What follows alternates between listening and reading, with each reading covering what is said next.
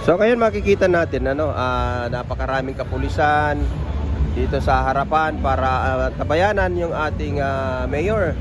At ito nga, masisilayan natin guys yung paghahanda dito sa groundbreaking. At mapapansin natin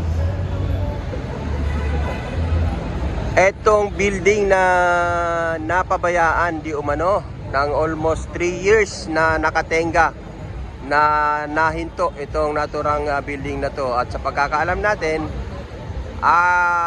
sa pagtanong-tanong natin, bago na raw po, iba na po yung kontraktor na gumagawa ngayon dito sa naturang proyekto na to. At ayon din sa ating nalaman dito, na ang gumagawa pala nung una na kontraktor, ang gumawa nito ay ang St. Timothy, na alam naman natin ang St. Timothy ay isa sa mga pag-aari ng mga Diskaya. Kaya ngayon, mamaya hanap tayo ng tamang tao na makakausap natin kung bakit nagpalit sila ng kontraktor at kung bakit na tenga itong naturang proyekto nito. Dahil sa tinagal-tagal ng panahon o halos 3 taon po na napabayaan itong naturang building na to, na napakatagal na ginawa. So yan, malalaman natin mamaya guys, hahanap tayo ng tamang tao na makakausap natin para siya ang magpaliwanag kung bakit natenga ang proyektong ito.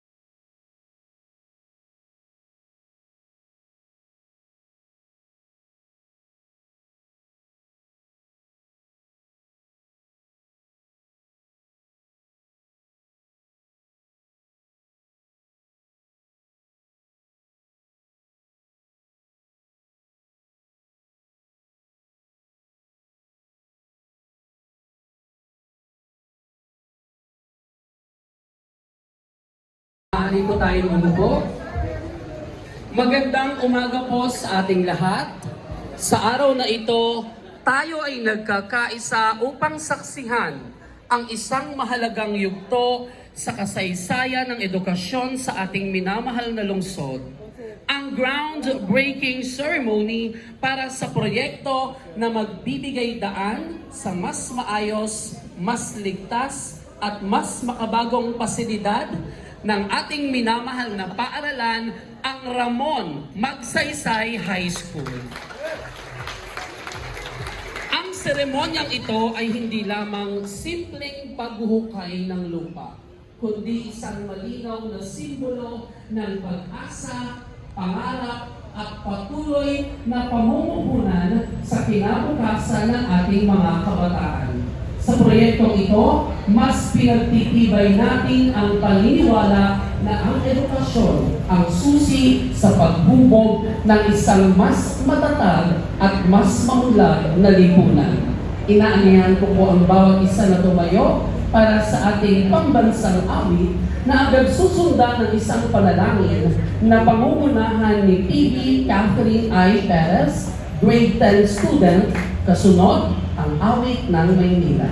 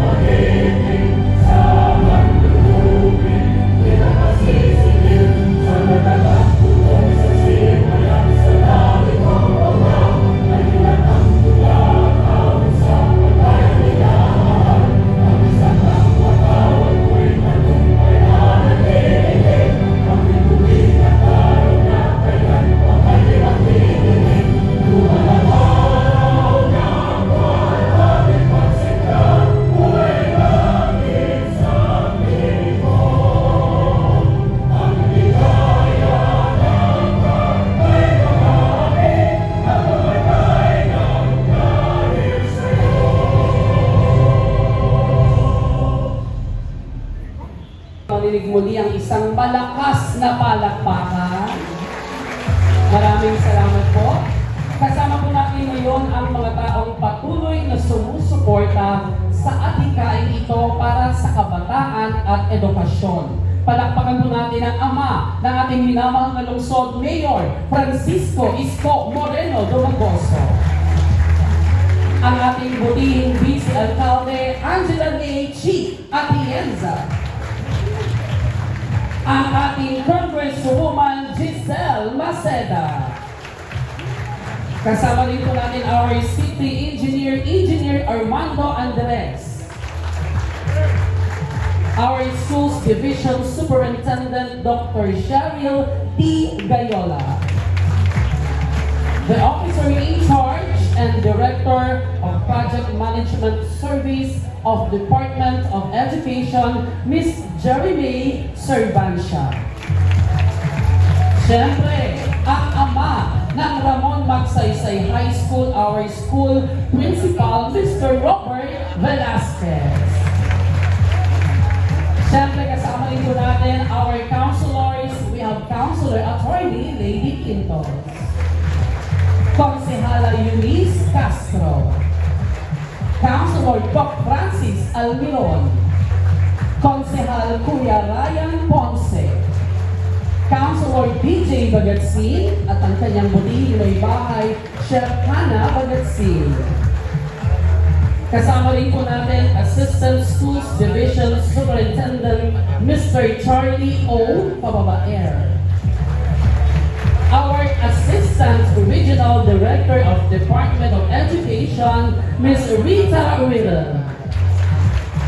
Mga department heads at kapwa ko empleyado ng Manila City Hall, mga punong barangay at ang inyong pong buong konseho mula Zone 45 at Zone 47, palakpakan naman po ninyo ang inyong mga sarili.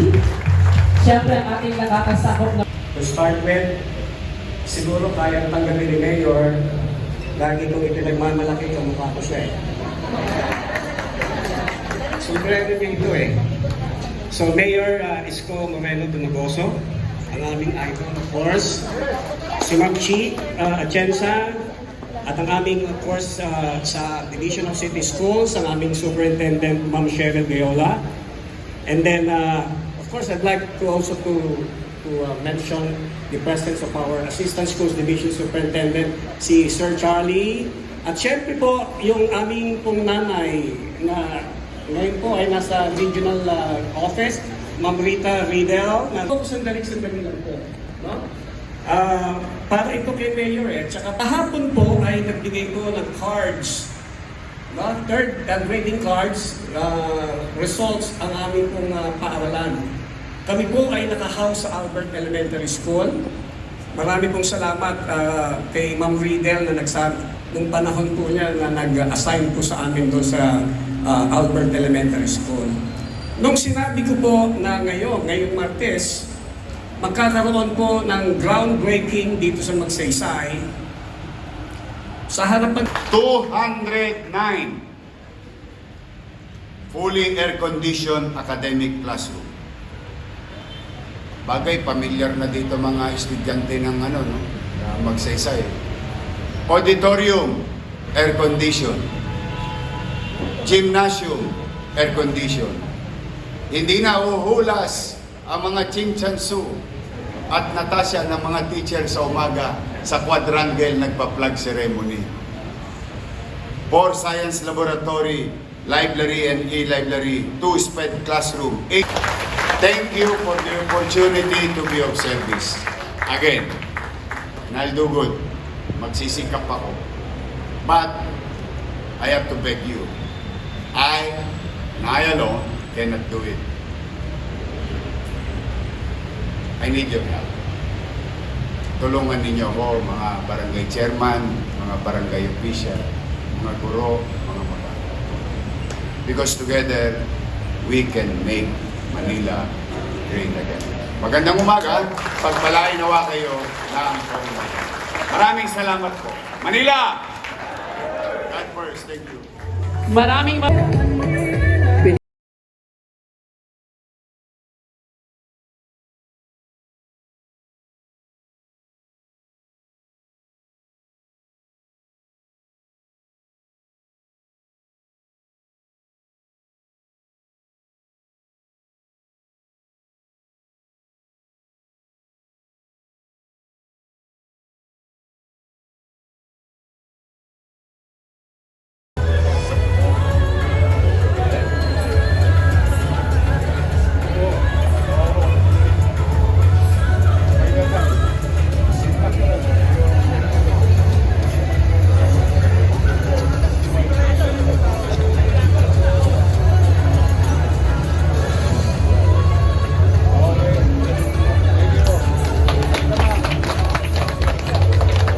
it's official ang pagsisimula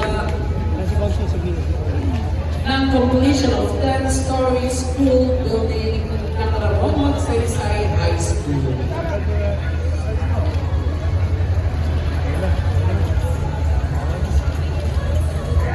Palapakan naman po natin ang ating ginawang alkalde at sa lahat mo ng naging bahagi ng ating ground. Picture lang po yan eh. Award bibig na ng pabahay na awan. San Sebastian. Metro Stone. Oh. Metro Stone Bridge. Sige, kay Sir Andres pa. Oh, buo yan. Gagawin 10 tour yan. Ang laki, no?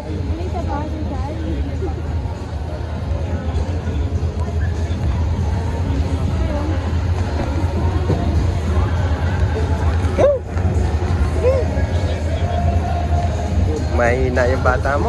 Ayaw lumapit.